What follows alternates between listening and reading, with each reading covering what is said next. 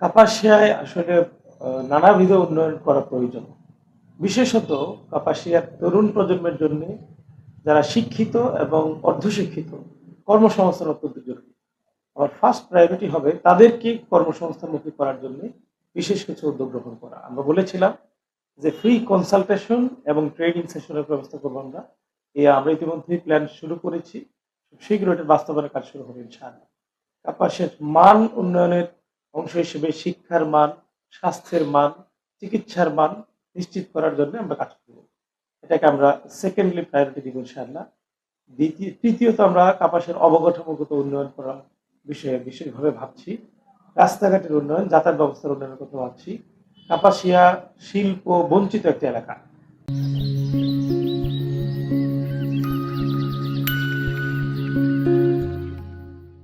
এখানে শিল্প উদ্যোক্তাদেরকে নিয়ে এসে শিল্প প্রতিষ্ঠান গড়ে তোলা, এটা আমাদের মুখ্য অঙ্গীকারের একটা অংশ এবং এটা আমরা বাস্তবায়নের কাজ শুরু করবো শীঘ্রই ইনশাআল্লাহ।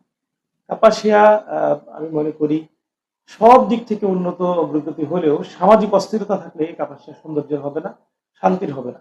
সুতরাং কাপাসিয়ার মধ্যে আমরা সামাজিক সম্প্রীতি গড়ে তুলতে চাই। সকলে মিলেমিশে সব দল মত ধর্ম বর্ণ নির্বিশেষে একটি সহিংসতা মুক্ত কাপাসিয়া করতে চাই। একটি গ্রুপ, একটি দল, একটি গোষ্ঠী সবসময় কাপাসিয়াকে নিজেরা রাজা, অন্যদেরকে প্রজার মতো নিষ্পেষণ করার চেষ্টা করেছে। মানুষকে সেই নিষ্পেষণের হাত থেকে মুক্ত করে মুক্তি দিতে চাই এবং শান্তি নিয়ে আসতে চাই। কাপাসিয়ায় আমরা 8 জন প্রার্থী ছিলাম, তোর মধ্যে মূলত প্রতিদ্বন্দ্বিতা হয়েছে 2 জন প্রার্থীর মধ্যে।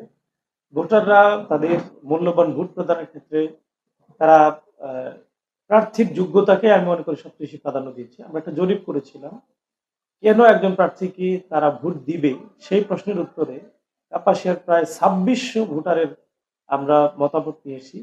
তাদের মধ্যে 2600 ভোটার বলেছে, 79% ভোটার বলেছে প্রার্থীর যোগ্যতাই হলো আমাদের ভোট প্রদানের মুখ্য বিষয়। আমি মনে করি যোগ্যতা বিবেচনা করেই আমাকে এগিয়ে রেখেছে তারা। যে সকল প্রার্থী ছিল তার মধ্যে আলহামদুলিল্লাহ যিনি মূল প্রতিদ্বন্দ্বিতা করেছেন তিনি এবং আমার মধ্যে শিক্ষাগত যোগ্যতায় একটা বিস্তর ফারাক বা পার্থক্য রয়েছে।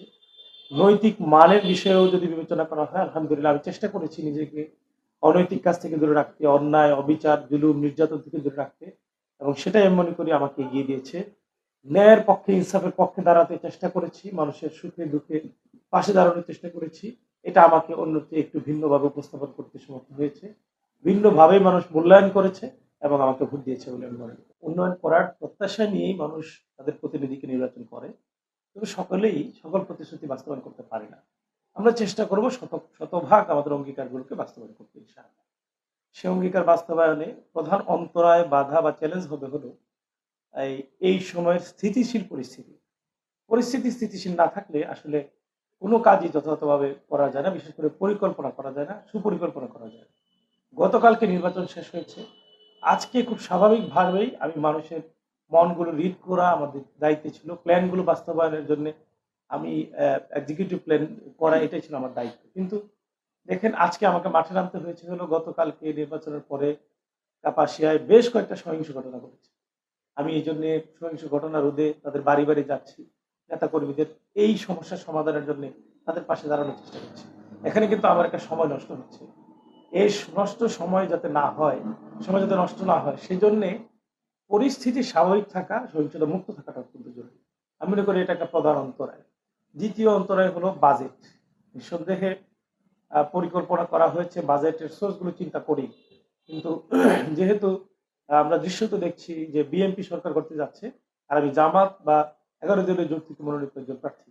সুতরাং এই যে একটা ভাইস ভার্সা পরিস্থিতি, বিএনপি জোট সরকার গঠন করলে তাদের কাছ থেকে বাজেট আদায় করা আমাদের অনেক বেশি কঠিন, যেটা সহজ ছিল যদি 11 দলীয় জোট নির্বাচিত হতো বা সরকার গঠন।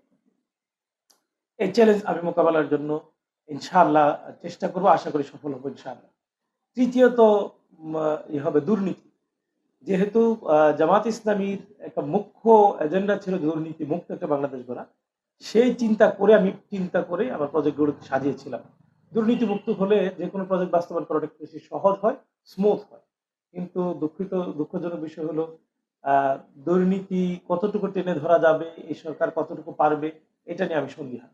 যদি দুর্নীতি থেকে যায় তাহলে সকল প্রজেক্ট কিন্তু স্লথ হয়ে যাবে, পরিকল্পনা বাস্তবায়নের যে প্রত্যাশা অনেক বেশি পিছিয়ে যাবে, দ্বিগুণ খরচ হবে, দ্বিগুণ সময় লাগবে, আসলে কার্যত সেখানে অর্ধেকের কম কাজ হবে। সেজন্য আমরা এই জায়গাটাতে একটু হোঁচট খাচ্ছি। সর্বশেষ হলো জনগণের স্বতঃস্ফূর্ত অংশগ্রহণ বা সহযোগিতা। এটা একটা বিরাট চ্যালেঞ্জ। সবাইকে অংশগ্রহণ করানো, সবার মন রক্ষা, সবাইকে সাথে নিয়ে কাজ করা। এই জায়গা যদি নিশ্চিত করতে পারি, আশা করি সকল চ্যালেঞ্জ মোকাবেলা করে কাপাসিয়ার উন্নয়ন আমরা করতে পারবো ইনশাআল্লাহ।